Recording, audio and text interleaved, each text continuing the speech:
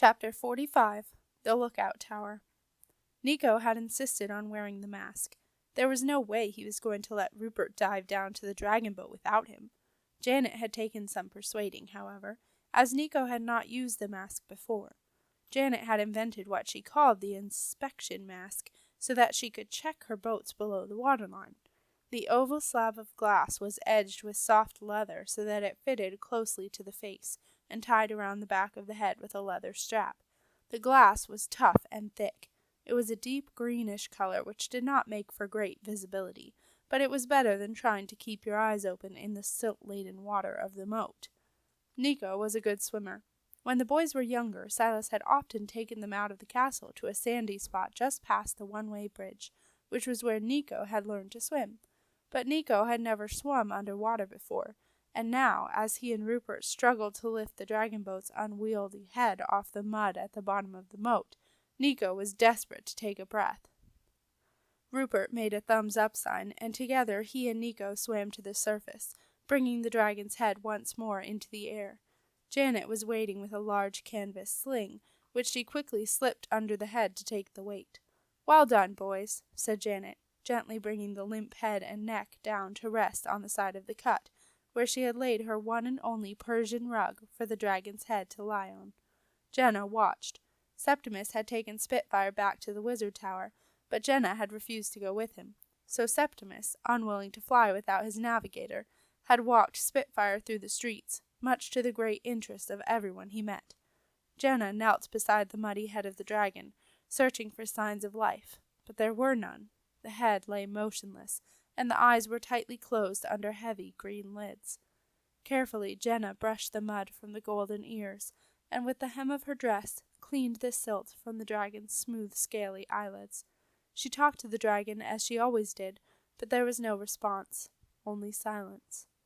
Janet squatted down and looked at the head with a professional eye. There was no obvious sign of damage, but then what did she know? Was this a boat or a living creature? If it was living, could it breathe under water? And if it couldn't, had the creature drowned or been killed by the thunder flash? Janet Martin shook her head. She was out of her depth here. "Is she dead?" Jenna whispered. I don't know, my lady," Janet replied, a little ill at ease having the princess kneeling beside her, covered in mud and with tears rolling down her face. "But we will have her out of the water in no time. Once the boys get the sling underneath her hull, we will see what needs to be done, and then we will do it. We can make her hull as good as new." "But can you make her open her eyes?" asked Jenna. "Ah, that I couldn't say," replied Janet, who never promised anything she was not sure about. But suddenly there was something that Jenna was sure about. She did not know how she knew, but she knew it was true. The dragon was dying, and only Aunt Zelda could save her. Jenna stood up. "There's something I have to do," she said. "Will you stay with her until I get back?" Janet nodded, and Jenna was off, tearing across the boatyard. She flew through the dank tunnel and out the other side, into the sunlit streets of the castle. She hurtled up the nearest flight of steps, which took her to the ledge on the inside of the castle walls, and headed for the East Gate lookout tower. This was her last chance, she thought, as she sped along the broad ledge, oblivious to the sheer drop on one side. The dry stone of the ledge was well worn and smooth under her feet, and once or twice, in her haste, she very nearly slipped and fell. "Slow down," Jenna told herself. "You will be no good to the dragonboat if you fall." The castle wall twisted and turned along the higgledy-piggledy houses that clustered around it.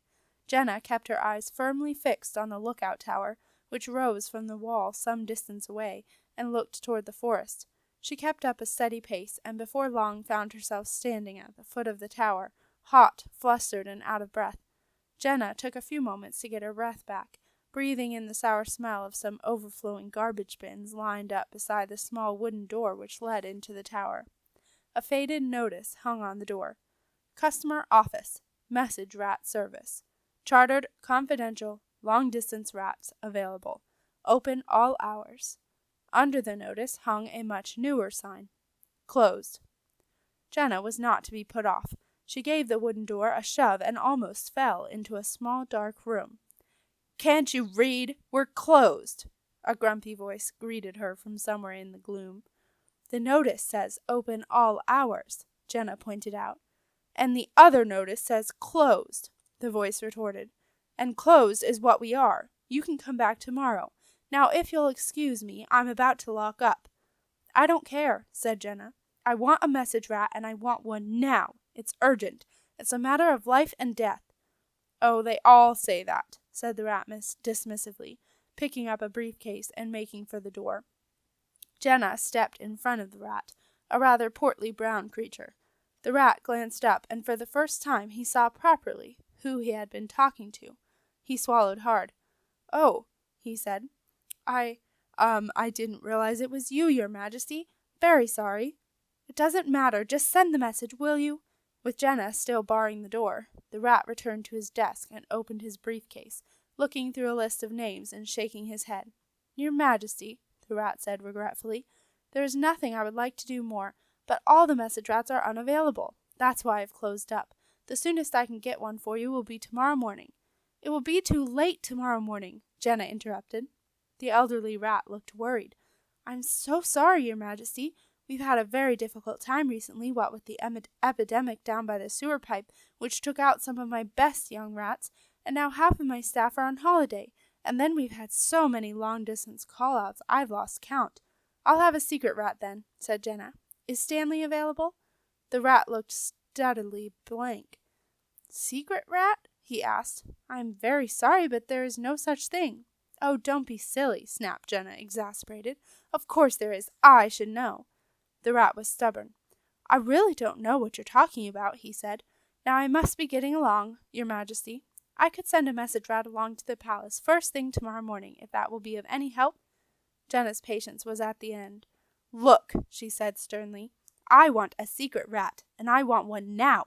That's an order, and if I don't get one, there won't be a secret rat service any more, let alone a message rat service. Got that? The rat gulped and shuffled his papers. I'll just make a quick call, he said. Then, to Jenna's surprise, he leaned out a small window beside his desk and yelled, Stanley! Hey, Stanley! Get your tail down here, pronto! A few moments later, Stanley appeared at the window. Keep your fur on, Humphrey, what's so important? And then, catching sight of Jenna, he said, Oh. Special request for you, Stanley, said the rat somewhat apologetically. Ah, said Stanley, sounding less enthusiastic. Jenna lost no time. Stanley, she said, I want you to take an urgent message to Aunt Zelda. She has to come here as soon as she can. She is my only hope for... In a familiar gesture, Stanley raised his paw. No, he said firmly. What? Said Jenna. Even Humphrey looked shocked. I am sorry, said Stanley, stepping through the window onto the desk. I am unavailable tonight. No, you're not, said Humphrey. Yes, I am, retorted Stanley. Donnie has asked me over for supper. I understand that she and her sister have had a falling out. I have learned my lesson.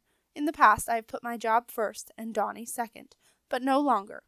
But, protested Jenna, I know what you're going to say, Your Majesty, and I am very sorry, but tonight Donnie comes first, even if I do lose my job. Now, if you'll excuse me, I want to pick up some flowers from the florist's garbage bin before it gets emptied. With that, Stanley gave a small bow and walked past Jenna, head held high. Dumbfounded, Jenna held the door open for him and watched the rat jump down from the ledge and disappear over a roof. Well, said Humphrey, I really don't know what to say. No, said Jenna, neither do I. It was my last hope, but I don't suppose Aunt Zelda could have gotten here in time anyway. I don't think there is much time left. Good night. Good night, Your Majesty, said Humphrey, as Jenna quietly closed the door and made her way back to the boatyard.